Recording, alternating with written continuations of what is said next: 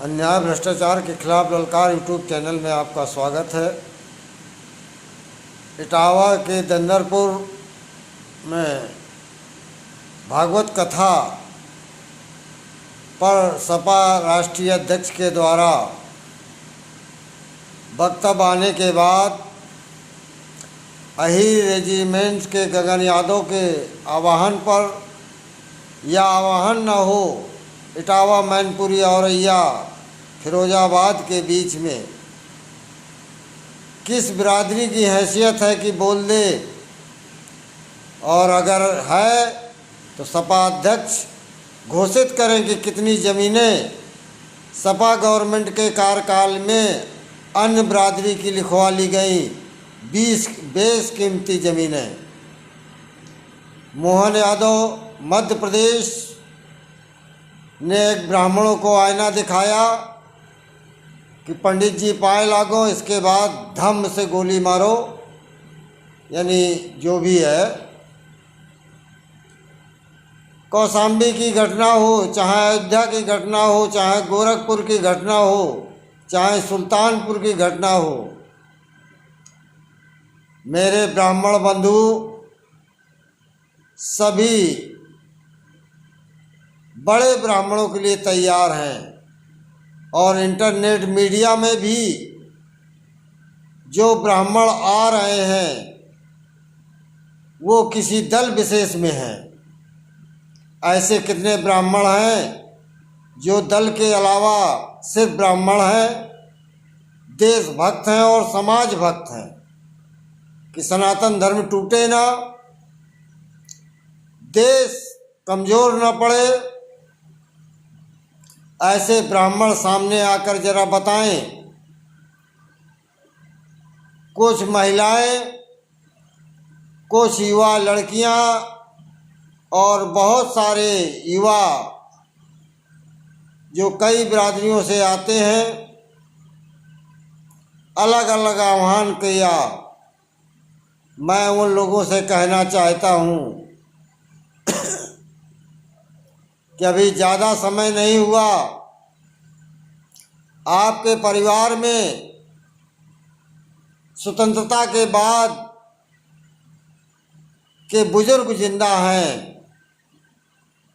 जरा परतंत्र के टाइम का याद उनसे पूछ लो कि उनके पिताजी ने क्या बताया, कैसी जिंदगी थी।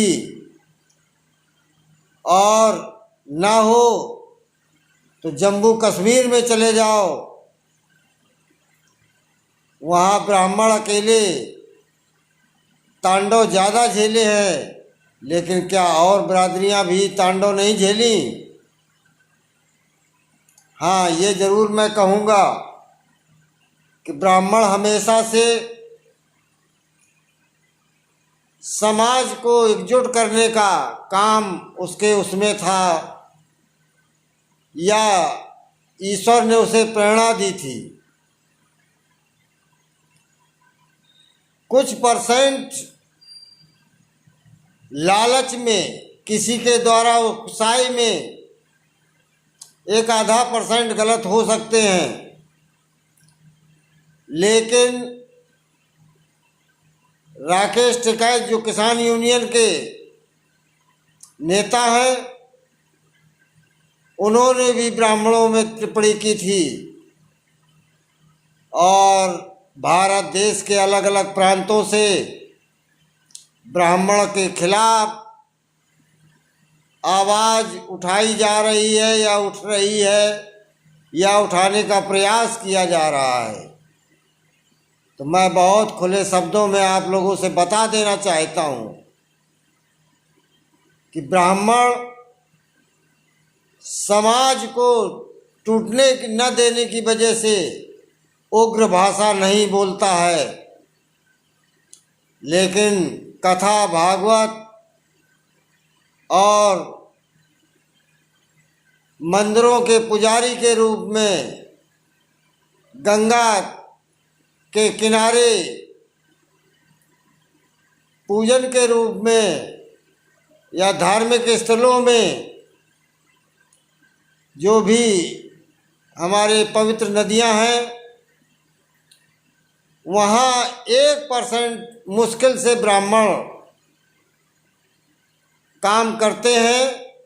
भारत देश के अंदर जितना ब्राह्मण होगा उसका 1% आप लोगों के कार्यक्रम करता है या दाह संस्कार करवाता है या कथा भागवत करता है। 99% ब्राह्मण सिर्फ समाज में एकजुट बना रहे तो आपके निमंत्रण को स्वीकार करके आपके दरवाजे आ जाता है। यहाँ कथा भागवत के लिए लोगों ने कहा, शर्म करिए आप लोग, रावण हमारा ब्राह्मण ऋषि पुत्र था, उसे भगवान रामचंद्र ने मारा। आज भी ब्राह्मण जलाया जा रहा है ब्राह्मणों के द्वारा।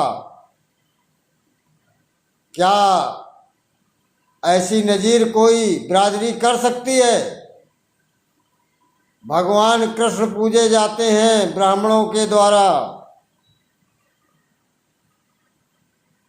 वाल्मीकि जी की पूजा करता है ब्राह्मण, सूरदास की पूजा करता है ब्राह्मण।